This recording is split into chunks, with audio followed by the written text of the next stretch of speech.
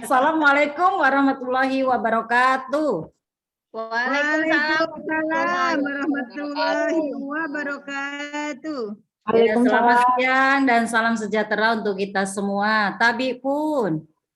Ya, Bun. Ya, terima kasih Bapak Ibu guru hebat pada siang hari ini telah hadir di acara webinar kita, yaitu tentang budaya positif. Sebelumnya akan saya sapa-sapa dulu. Ini ada Pak Diki. Bagaimana kabarnya Pak Diki? Baik. Oke. Pak Guru. Terima kasih Pak Diki sudah hadir di acara webinar kita hari ini. Gimana kabarnya Ibu Divi? Bu Divi dari Bandar Jaya, Bu Divi. Kami Sika, alhamdulillah baik.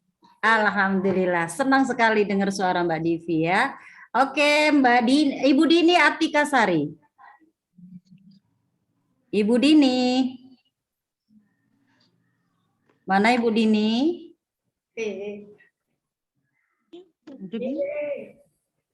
Iya, Ibu Dini mungkin sedang melakukan lagi siap-siap ya. Oke, Ibu Ari Dara Sugesti. Oh, so beautiful ini. Bagaimana kabarnya Ibu Ari Dara Sugesti? Alhamdulillah baik. Alhamdulillah. Ya, senang sekali siang hari ini bisa hadir di acara webinar kita dan topiknya yaitu tentang budaya positif. Puji syukur kita panjatkan kehadirat Allah Subhanahu wa taala karena atas izinnya kita bisa hadir di acara webinar kali ini dan bisa dipertemukan dalam keadaan sehat walafiat. Amin. Bapak Ibu bisa hadir di acara webinar kita yang insya Allah akan berjalan selama 1 jam ke depan. Baik. Hai. Ya, akan saya share untuk materi kita hari ini. Wika.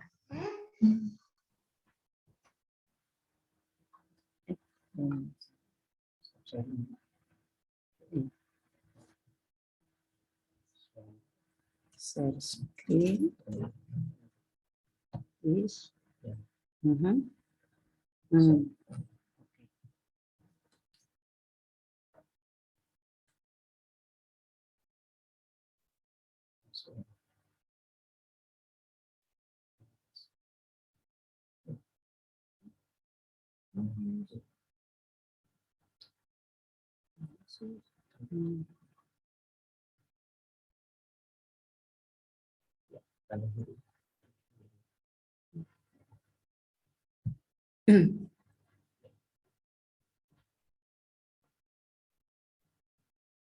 Baik, Bapak Ibu, sudah terlihat di kamera Bapak Ibu? Sudah. Ya, oke. Baik. Ya, materi hari ini yaitu tentang budaya positif. Ini adalah tugas dari calon guru penggerak angkatan 5 ya di poin 149 aksi nyata modul 1.4 yaitu tentang budaya positif. Baik, ya, saya Ika Rohmawati sebagai calon guru penggerak angkatan 5 dari SMP Negeri 7 Metro Lampung. Ya, oke, kesepakatan selama kita webinar yang pertama yaitu hidupkan kamera dan matikan mikrofon Anda ketika saya mempresentasikan materi. Dan silakan ketik pertanyaan Anda di kotak obrolan atau di chat gitu ya. Dan pertanyaan akan dijawab pada sesi tanya jawab langsung setelah presentasi. Ya, itu kesepakatan kita. Baik Bapak Ibu, ini adalah profil SMP Negeri 7 yang sudah banyak kegiatan yang dilaksanakan oleh anak-anak SMP Negeri dan juga Bapak Ibu.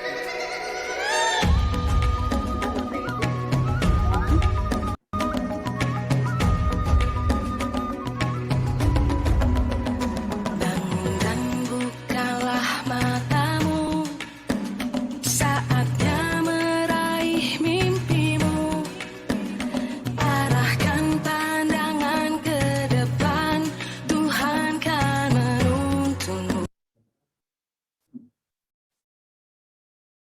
Sinyal.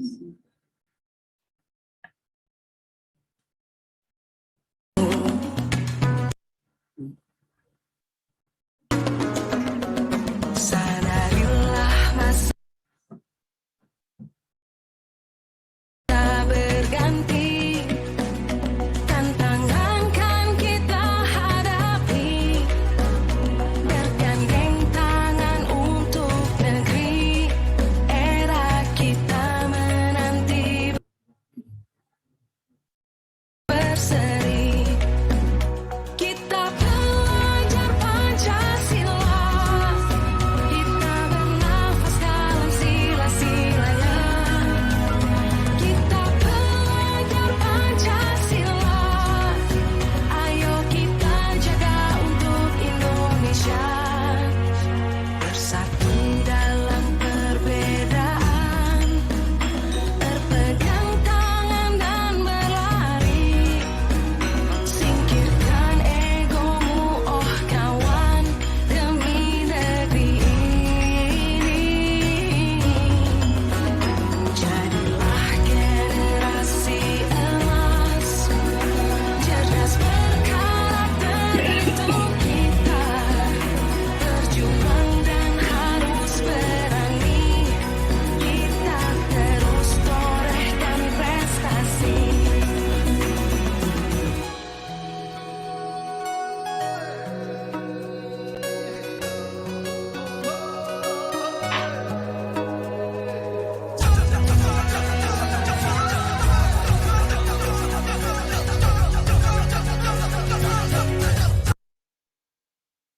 Ya, baik Bapak Ibu, itulah profil dari SMP Negeri 7 Metro yang banyak sekali kegiatan-kegiatan yang sudah dilakukan oleh siswa-siswi SMP Negeri 7 Metro. Baik Bapak Ibu, kita masuk ke materi kita yaitu budaya positif. Jadi untuk membangun budaya yang positif, itu sekolah perlu menyediakan lingkungan yang positif, aman dan nyaman, agar murid-murid mampu berpikir, bertindak dan mencipta dengan merdeka, mandiri dan bertanggung jawab. Jadi perlu strategi jitu dalam menerapkan disiplin di sekolah agar dapat dilaksanakan oleh warga sekolah. Nah, menurut William Glasser tentang kontrol diri, bahwa dari paradigma kognitif dan mengusulkan bahwa meskipun dunia luar mempengaruhi kita, bahwa kita adalah satu-satunya yang bertanggung jawab atas tindakan kita sendiri. Dan biasanya disiplin itu dikaitkan dengan kontrol. Dalam hal ini kontrol guru dalam menghadapi peserta didik ya atau murid. Baik, berikutnya yaitu disiplin positif dan nilai kebajikan universal. Jadi menurut William Glasser bahwa kontrol yaitu apabila kita ingin membuat kemajuan perlahan, sedikit-sedikit ubahlah sikap atau perilaku kita. Namun bila kita ingin memperbaiki cara-cara utama kita, maka kita perlu mengubah kerangka acuan kita. Dalam upaya membangun budaya yang positif di sekolah, dibutuhkan kolaborasi atau kerjasama antar warga sekolah dalam mengupayakan lingkungan yang positif, aman dan nyaman, sehingga murid-murid dapat berpikir, bertindak, dan berkarya dengan merdeka, mandiri, dan bertanggung jawab. Nah, salah satu budaya positif itu adalah disiplin. Umumnya, disiplin itu sangat erat kaitannya dengan kontrol guru dalam menghadapi murid. Dengan demikian, budaya positif merupakan perwujudan dari nilai-nilai keyakinan universal yang diterapkan di sekolah. Disiplin dimaknai sebagai bentuk ketaatan dan kepatuhan kepada peraturan.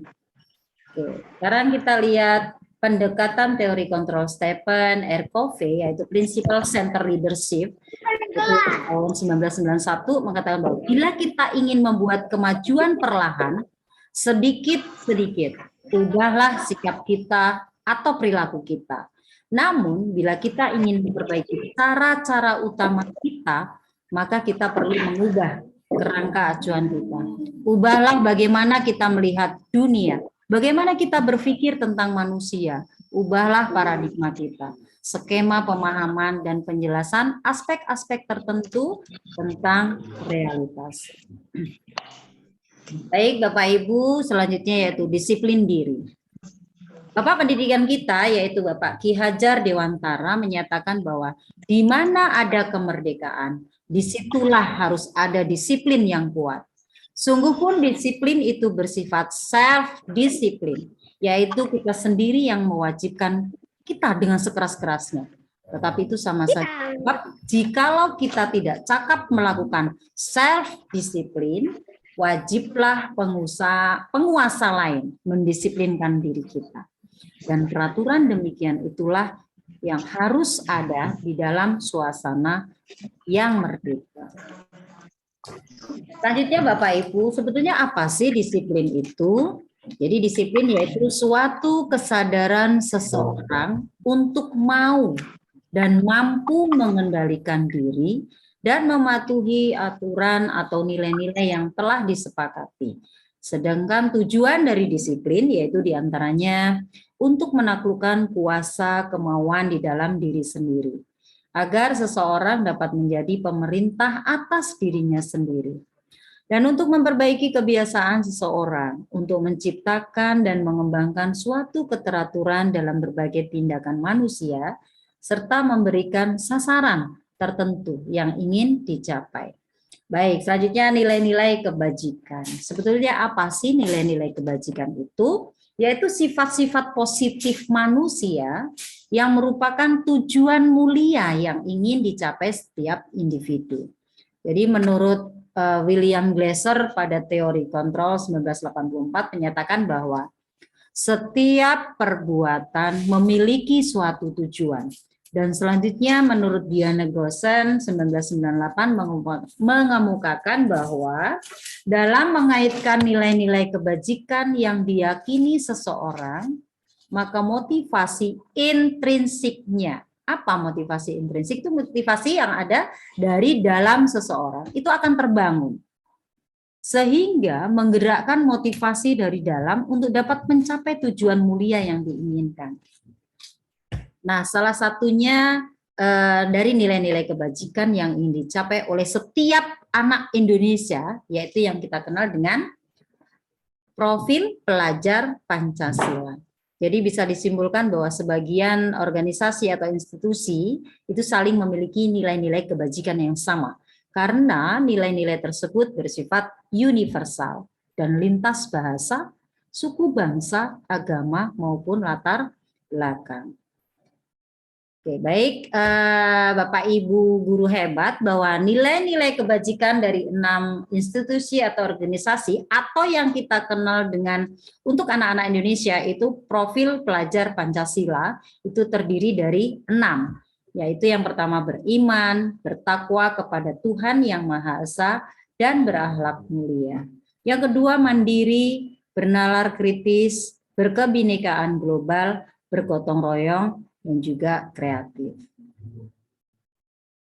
Ya, baik. Jadi dari ke-6 profil pelajar Pancasila bahwa diharapkan bahwa anak-anak Indonesia atau siswa-siswi yang ada di sekolah-sekolah itu diharapkan mempunyai ya nilai-nilai kebajikan yang kita kenal dengan profil pelajar Pancasila.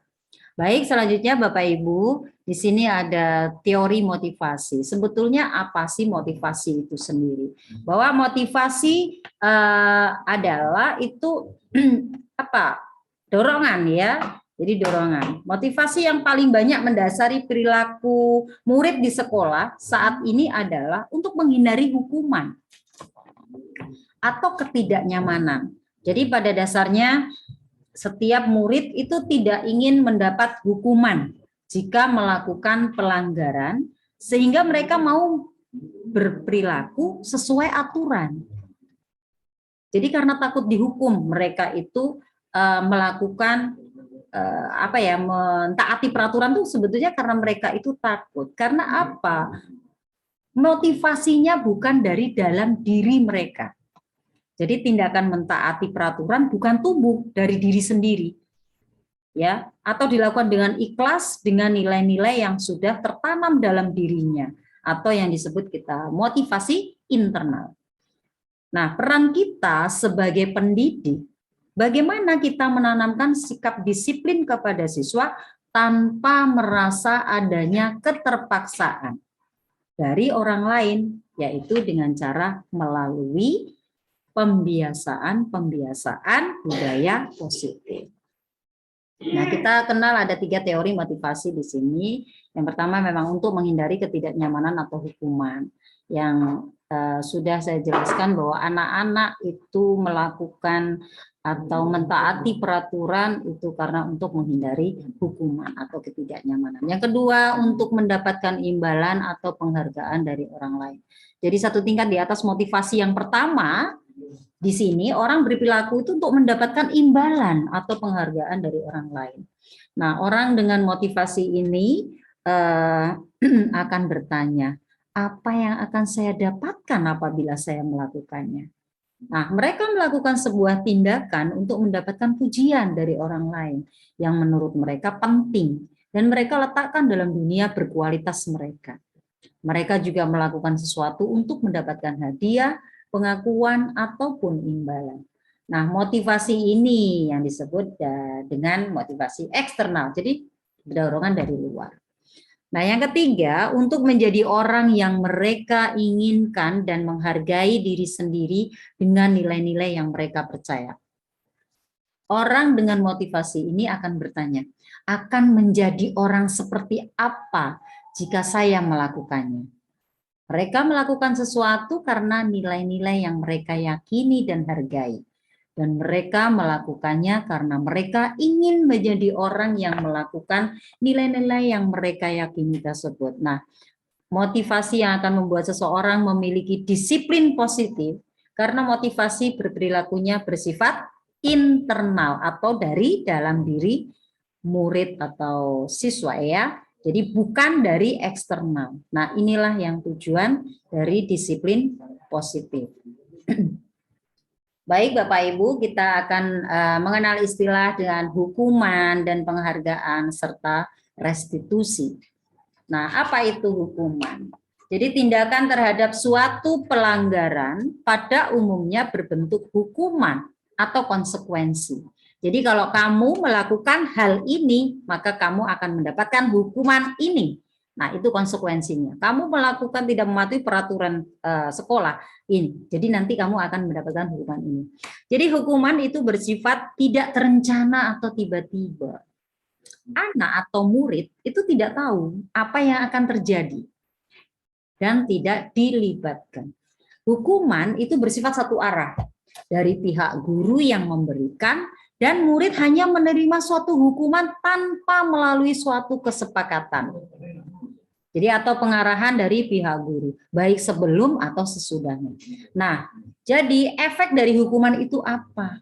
Hukuman yang diberikan itu kan bisa berupa fisik maupun psikis. Nah, anak akan merasa disakiti oleh suatu perbuatan atau kata-kata.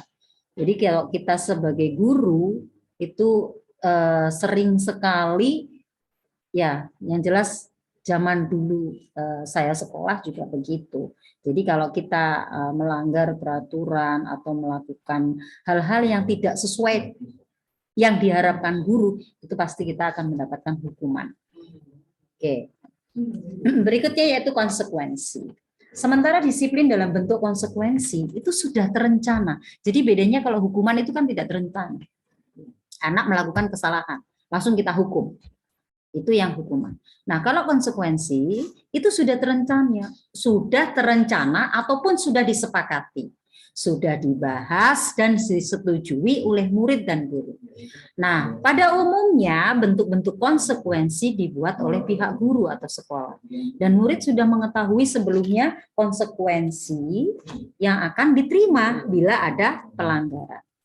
Pada konsekuensi, murid tetap dibuat tidak nyaman untuk jangka waktu pendek.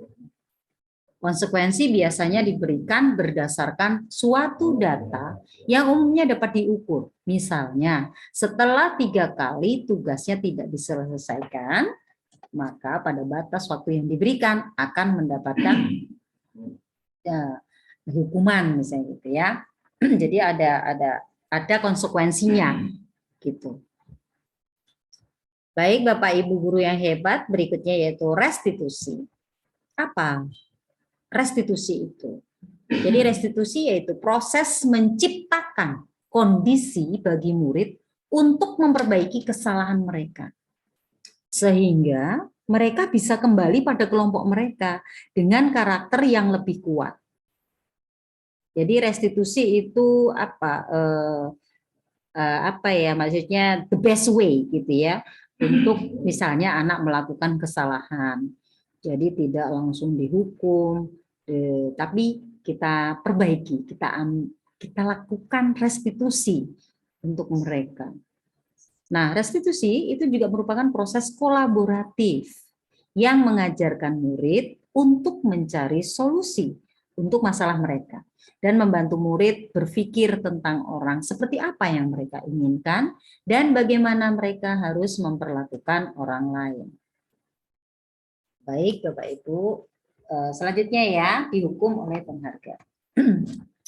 Saat kita berulang kali menjanjikan hadiah kepada anak-anak agar berperilaku bertanggung jawab, atau kepada seorang murid agar mempelajari sesuatu yang baru, atau kepada seorang karyawan agar melakukan pekerjaan yang berkualitas, kita sedang berasumsi mereka tidak dapat melakukannya, atau mereka tidak akan memilih untuk melakukannya.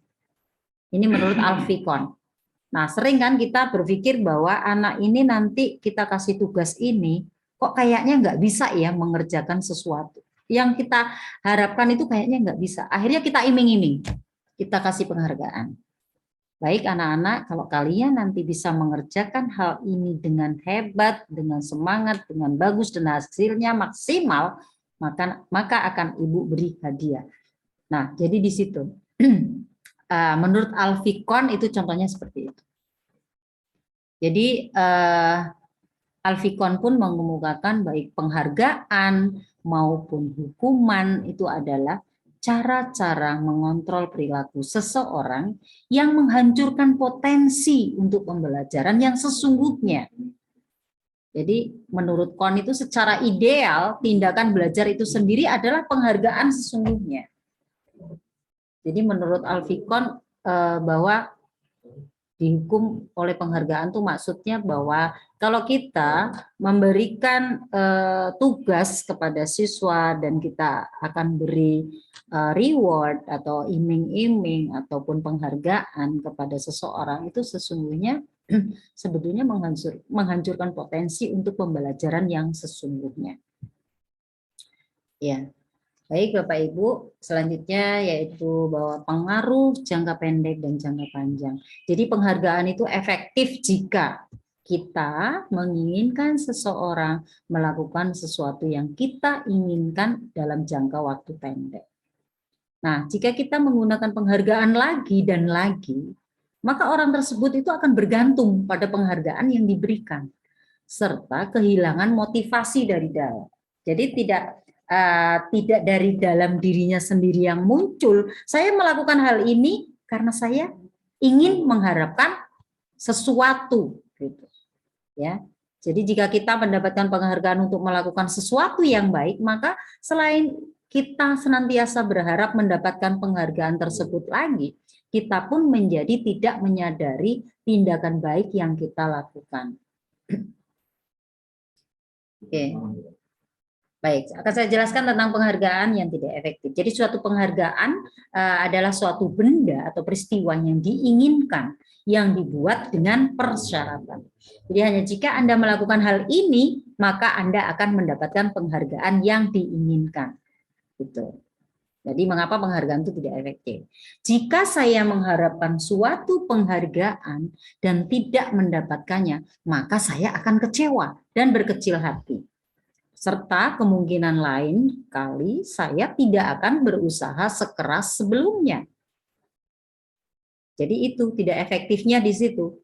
Jika kita memberikan seseorang suatu penghargaan untuk melakukan sesuatu, maka kita harus terus-menerus memberikan penghargaan itu. Jika kita ingin orang tersebut meneruskan perilaku yang kita inginkan. Dan orang yang berusaha berhenti, contohnya orang yang berusaha berhenti merokok, atau orang yang berusaha ingin diet menguruskan badannya, bila diberi penghargaan hampir pasti tidak berhasil. Gitu ya Bapak Ibu. Jadi tidak dari dalam diri melakukan sesuatu, tapi karena ingin suatu penghargaan atau reward. Selanjutnya, penghargaan juga bisa merusak hubungan. Apa maksudnya? Oke, ketika seorang diberi penghargaan atau dipuji di depan orang banyak, maka yang lain akan merasa iri.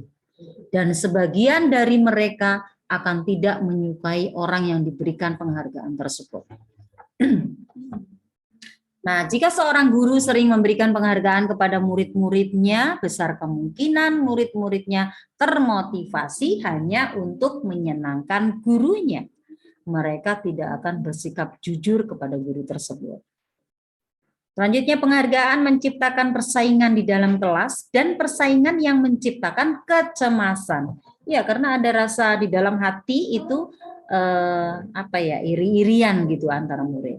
Dan mereka yang percaya bahwa mereka tidak memiliki kesempatan untuk mendapatkan penghargaan akan berhenti mencoba.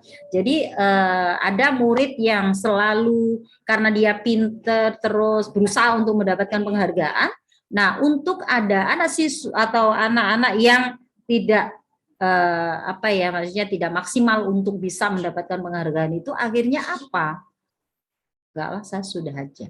Saya berhenti mencoba karena tidak mungkin akan saya mendapatkan reward atau penghargaan itu. Jadi akan merusak hubungan penghargaan itu ya, menimbulkan rasa iri dengan yang lainnya.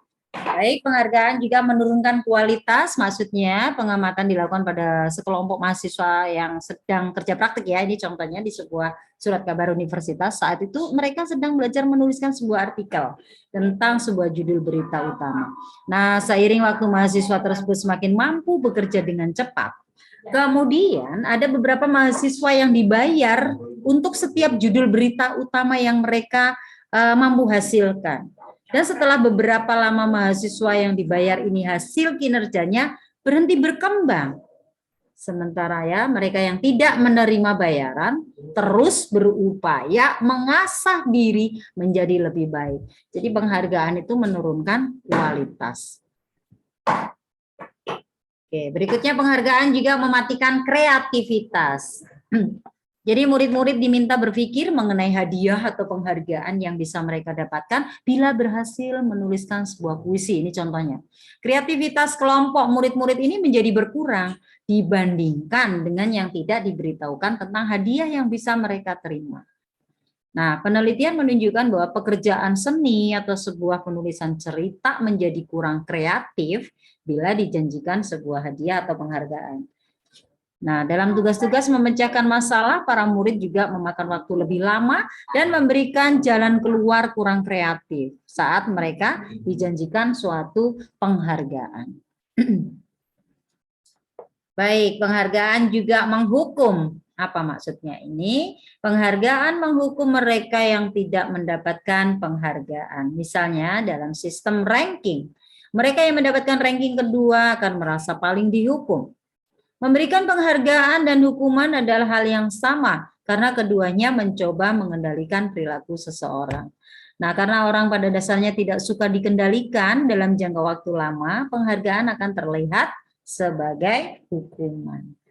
Nah, jika suatu penghargaan diharapkan namun Anda tidak mendapatkannya, maka Anda akan merasa dihukum. Jadi penghargaan itu juga bisa menjadi hukuman gitu ya kepada murid-murid kita. Baik Bapak Ibu guru hebat, ya kita bahas berikutnya yaitu tentang keyakinan kelas. Keyakinan kelas itu bukan peraturan kelas. Jadi yang selama ini kita buat adalah peraturan kelas. Nah, keyakinan kelas diterapkan sebagai salah satu cara dalam membangun budaya positif. Nah, keyakinan kelas harus berpihak pada murid dan dirumuskan bersama murid untuk membangun kemandirian mereka. Jadi guru itu hanya sebagai fasilitator dalam hal ini. Keyakinan kelas dibuat secara universal yang mencakup berbagai aspek kesepakatan atau aturan yang sudah berlaku di dalam kelas tersebut. Budaya positif sekolah disusun secara terstruktur dan sistematis dengan melibatkan seluruh stakeholder sekolah. Nah, budaya positif sekolah ini dibuat untuk meningkatkan karakter sumber daya manusia yang ada di sekolah tersebut. Jadi baik Bapak Ibu, selanjutnya murid itu perlu mendengarkan dan memahami arti sesungguhnya tentang peraturan-peraturan yang diberikan. Apa nilai-nilai kebajikan di balik peraturan tersebut? Apa sih tujuan utamanya dan menjadi tidak tertarik atau takut sehingga hanya sekedar mengikuti serangkaian peraturan-peraturan yang mengatur mereka tanpa memahami tujuan mulianya. Jadi mana ya keyakinan kelas di sini bahwa misalnya kita buat keyakinan kelas ya di kelas itu bersama murid. Yuk kita buat keyakinan kelas. Tujuannya untuk apa? Bahwa kalau anak murid itu sudah yakin dengan misalnya peraturan dijadikan keyakinan kelas itu tanpa disuruh, tanpa di faktor ada motivasi ekstrinsik, mereka muncul sendiri bahwa oh ya aku yakin bahwa ini keyakinanku bahwa kalau saya hadir harus tepat waktu. Saya harus bisa menghargai teman, harus menghargai guru. Itu sudah menjadi keyakinan. Kalau sudah menjadi keyakinan, itu sudah untuk budaya positifnya itu akan muncul. Itu ya Bapak Ibu. Nah, berikutnya program kebajikan. Budaya disiplin positif dapat terwujud melalui program kebajikan keyakinan kelas yang efektif. Demikian juga kesepakatan kelas yang berisi beberapa aturan dapat membantu guru dan murid bekerja bersama, membentuk kegiatan belajar mengajar itu lebih efektif. Nah, kesepakatan kelas tidak hanya berisi harapan guru terhadap murid, tapi juga harapan murid terhadap guru. Jadi dalam menciptakan program kebajikan itu perlu kolaborasi yang baik antar seluruh warga sekolah. Dari kita, oleh kita, untuk kita. Dengan demikian akan berjalan dengan lancar dalam pelaksanaannya. Nah, tahapan menciptakan program kebajikan. Jadi nilai-nilai kebajikan yang sudah kita pelajari tadi ya, bahwa di sini bisa lihat daftar kebajikan yang telah disusun bersama, terus tentukan nilai-nilai kebajikan yang ingin dijadikan perhatian utama di sekolah Anda, terus curah pendapat dalam kelompok. Jadi kita perlu kesepakatan ya, kesepakatan kalau untuk kelas ya kita kesepakatan kelas dengan murid yang ada di dalam kelas. Kira-kira apa yang akan kita sepakati untuk menjadi suatu keyakinan tadi. Sempurnakan beberapa daftar nilai-nilai kebajikan yang utama dan bahas kembali dalam kelompok utama. Buatlah poster atau muat di sosmed keyakinan sekolah atau kelas Anda. Iya, jadi buat poster-poster yang memunculkan bahwa keyakinan itu akan diyakini sehingganya bahwa budaya positif, budaya disiplin positif itu akan terbentuk. Baik pembentukan keyakinan sekolah atau kelas, bahwa keyakinan kelas itu bersifat lebih abstrak daripada peraturan yang lebih rinci dan konkret ya. Dan keyakinan kelas berupa pernyataan-pernyataan universal. Pernyataan keyakinan kelas juga senantiasa dibuat dalam bentuk positif. Keyakinan kelas hendaknya tidak terlalu banyak sehingga mudah diingat dan difahami oleh semua warga kelas. Keyakinan kelas sebaiknya sesuatu yang dapat diterapkan di lingkungan tersebut dan semua warga kelas hendaknya ikut berkontribusi dalam pembuatan keyakinan kelas lewat kegiatan curah pendapat serta bersedia meninjau kembali keyakinan kelas dari waktu ke waktu. Jadi ada evaluasi. Baik, Bapak Ibu guru, prosedur pembentukan keyakinan kelas itu harus tepat agar dapat berjalan dengan baik. Guru harus memberikan kesempatan kepada siswa untuk memberikan pendapat. Kemudian guru dapat merangkum menjadi poin-poin penting yang akan disepakati dan diterapkan di kelas. Nah, dengan adanya keyakinan kelas yang sudah dibuat dan disepakati bersama-sama, diharapkan siswa tidak lagi terpaksa dan terancam dalam berbuat kebajikan yang sesuai nilai-nilai karakter. Kesepakatan kelas yang efektif dapat membantu dalam pembentukan budaya disiplin positif di kelas. Nah, hal ini juga dapat membantu proses belajar mengajar yang lebih mudah dan tidak menekan. Sehingga melalui keyakinan kelas terciptalah budaya positif di kelas dan sekolah. Baik Bapak Ibu, selanjutnya yaitu kebutuhan dasar manusia dan dunia berkualitas. Jadi ada 5 kebutuhan dasar untuk manusia. Jadi ada merasa diterima, kebebasan, kesenangan, penguasaan, dan bertahan hidup. Nah, pada saat 5 kebutuhan dasar telah terpenuhi secara menyeluruh, maka murid akan tumbuh dengan seimbang dan bahagia. Nah, sebaliknya seandainya kebutuhan dasar tidak terpenuhi dengan baik, maka seseorang akan mengalami emosi negatif seperti bosan, sedih, kecewa.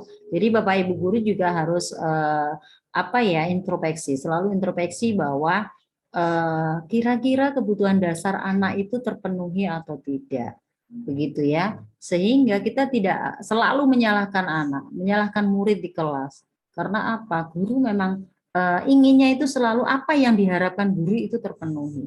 Padahal kita kadang-kadang kita tidak mengetahui apa sih sebetulnya yang diharapkan murid. Jadi merasa diterima, kebebasan, kesenangan, penguasaan, dan bertahan hidup.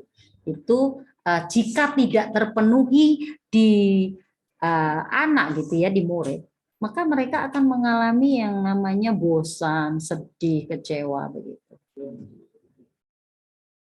Ya, baik Bapak Ibu, sekarang ada posisi kontrol. Jadi menurut William Glasser berkesimpulan ada 5 posisi kontrol yang diterapkan seorang guru, orang tua ataupun atasan dalam melakukan kontrol. Nah, kelima posisi kontrol tersebut adalah ada penghukum, ada pembuat rasa bersalah, ada teman, pemantau, dan manajer. Nah, posisi terakhir yaitu sebagai manajer itu posisi di mana guru berbuat sesuatu bersama dengan murid. Mempersilahkan murid mempertanggungjawabkan perilakunya, mendukung murid agar dapat menemukan solusi atas permasalahannya sendiri. Seorang manajer telah memiliki keterampilan di posisi teman maupun pemantau. Dan dengan demikian bisa jadi di waktu-waktu tertentu kembali kepada kedua posisi tersebut bila diperlukan. Jadi seorang guru jangan hanya sebagai penghukum, anak dihukum begitu ya, atau membuat rasa bersalah, teman, pemantau. Kita posisinya sebagai manajer karena apa? Jadi manajer itu bijaksana. Jadi melihat kesalahan anak itu dilihat betul dengan hati ya, jadi tidak emosional begitu. Jadi tidak selalu pengennya menghukum siswa atau apa, tapi posisinya kita posisi guru itu di manajer. Jadi berbuat sesuatu itu bersama dengan murid, mempertanggungjawabkan. Murid itu bisa begini, mempertanggungjawabkan perilakunya dan mendukung murid agar dapat menemukan solusi ya atas permasalahannya sendiri. Itu sebagai manajer. Baik, oke, yang berikutnya yaitu segitiga restitusi. Jadi ada segitiga restitusi itu yang pertama itu menstabilkan identitas atau stabilize identity. Jadi di posisi ini sisi yang pertama menstabilkan identitas. Nah, bagian dasar dari segitiga itu bertujuan untuk apa? Mengubah identitas anak dari orang yang gagal karena melakukan kesalahan menjadi orang yang sukses. Anak yang melanggar peraturan karena sedang mencari perhatian adalah anak yang sedang mengalami kegagalan. Dia mencoba untuk memenuhi kebutuhan dasarnya, namun ada benturan. Nah, di sisi yang kedua itu validasi tindakan yang salah. Menurut teori kontrol, semua tindakan manusia, baik atau buruk, pasti memiliki maksud atau tujuan tertentu.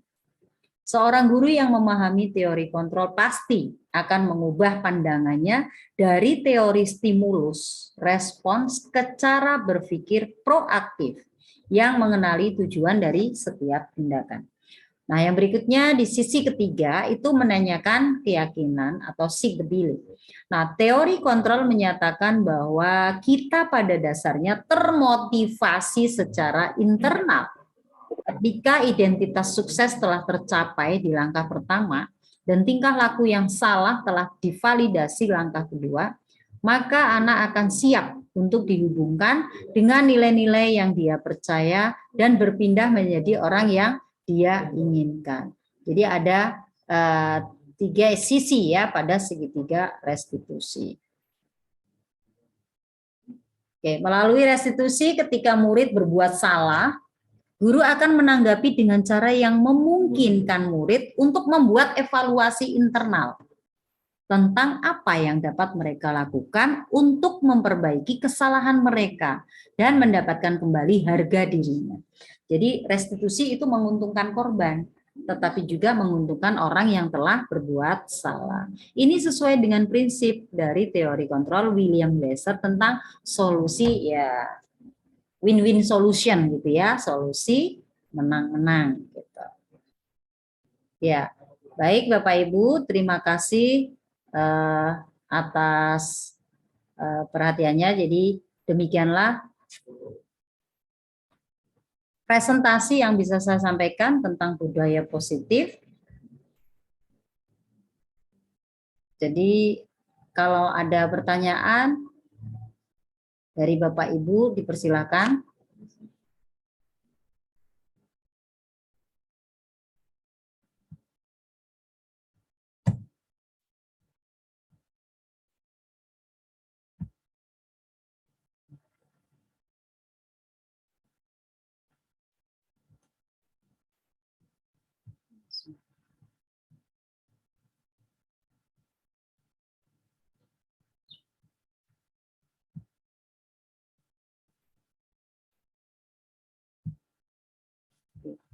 Baik Bapak Ibu, kita kembali. Baik Bapak Ibu, ada pertanyaan dari yang sudah saya sampaikan?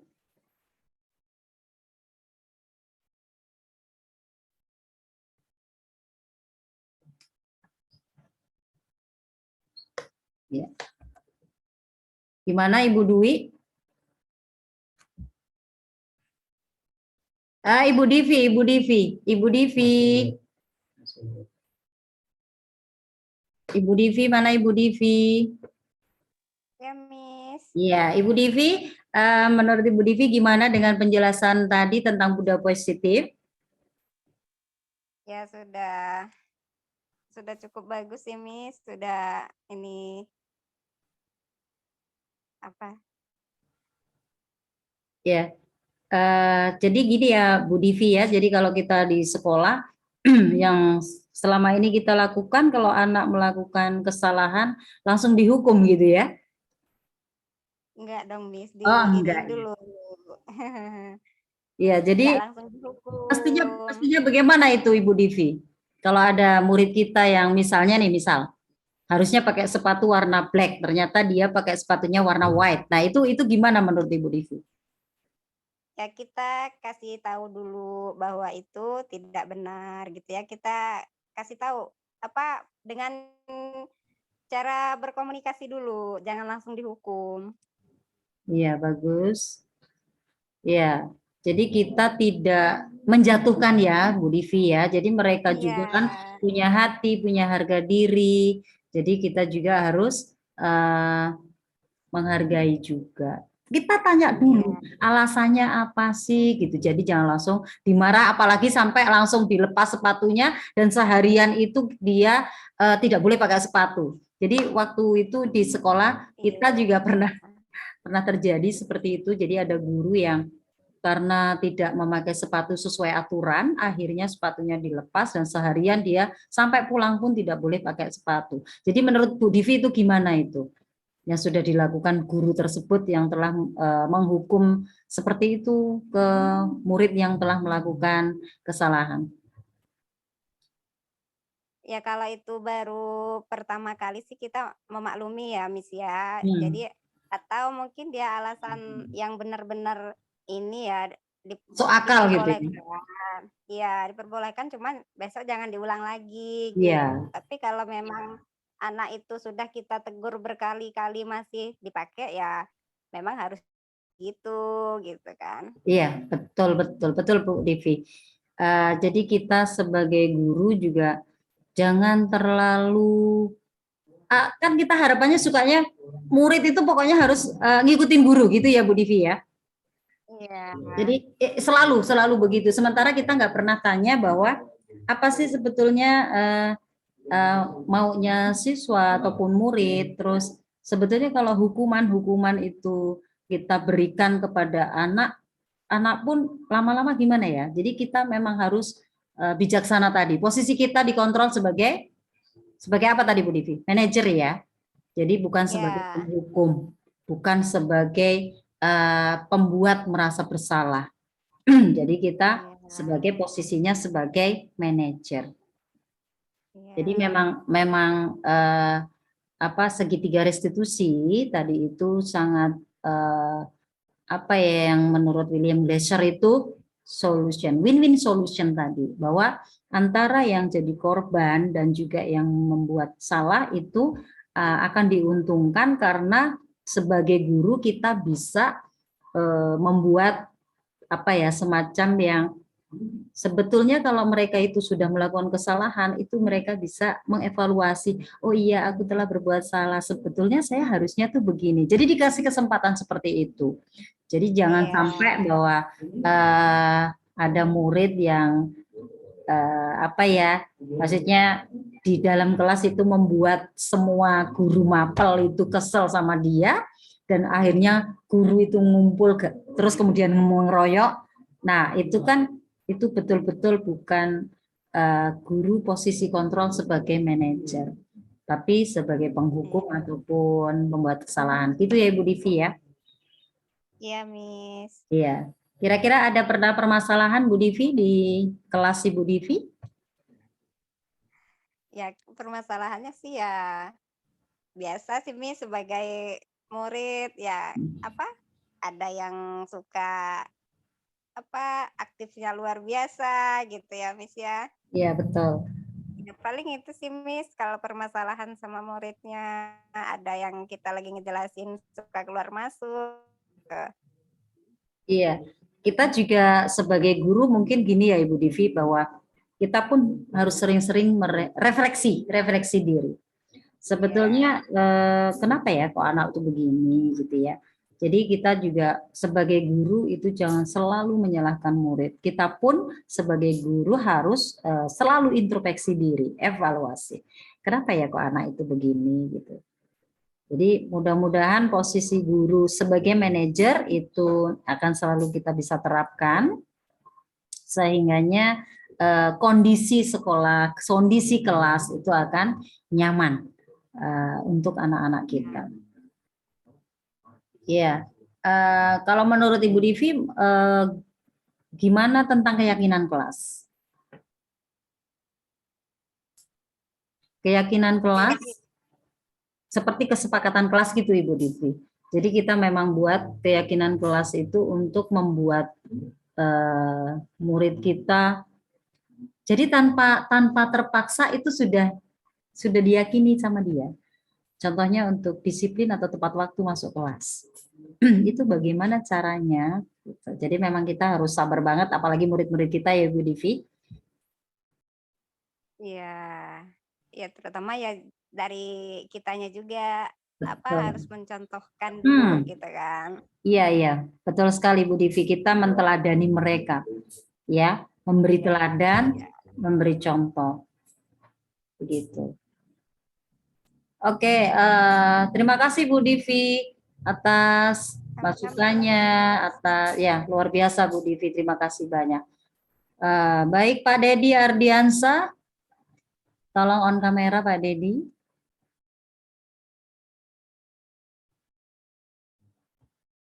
Ada Pak Dedi Ardiansa?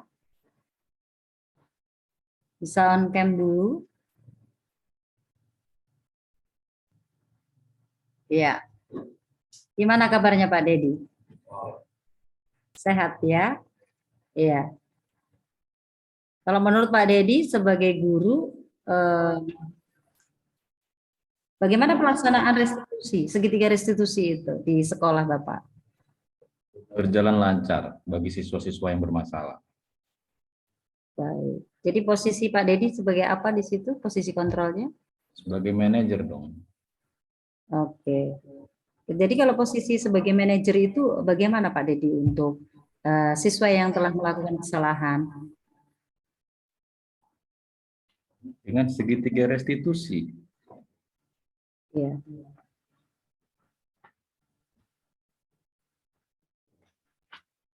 Jadi akan menguntungkan gitu Pak, menguntungkan, Pasti. ya, menguntungkan bagi Pasti yang menguntungkan itu. Ya, bagi yang melakukan kesalahan dan yang menjadi korban itu mereka sama-sama diuntungkan ya menurut William Glasser tadi bahwa mereka akan bisa mengevaluasi kesalahan apa yang sudah diperbuat.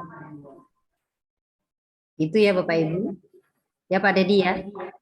Yes, of course. Oke. Baik Bapak Ibu, terima kasih banyak atas kehadirannya pada sore hari ini sudah mengikuti webinar kecil ya dari saya sebagai calon guru penggerak angkatan 5 dari SMP Negeri 7 Metro Lampung. Ya, terima kasih banyak atas perhatiannya, atas waktu luangnya kita menghadiri acara webinar ini. Semoga Bapak Ibu materi hari ini sangat bermanfaat untuk kita semua dan bisa kita terapkan ke anak-anak atau ke murid-murid kita. Terima kasih Bapak Ibu. Sesi foto udah belum ya Bapak? Sudah. Oke, baik Bapak Ibu, terima kasih banyak atas waktu luang yang sudah diberikan kepada saya. Ya, mudah-mudahan ilmu yang kita dapat hari ini bisa bermanfaat. Terima kasih banyak. Saya akhiri. Assalamualaikum warahmatullahi wabarakatuh. Waalaikumsalam warahmatullahi wabarakatuh. Oke. Sesi foto yang mana, Mas? Foto dulu. Di stop dulu recordnya. Stop.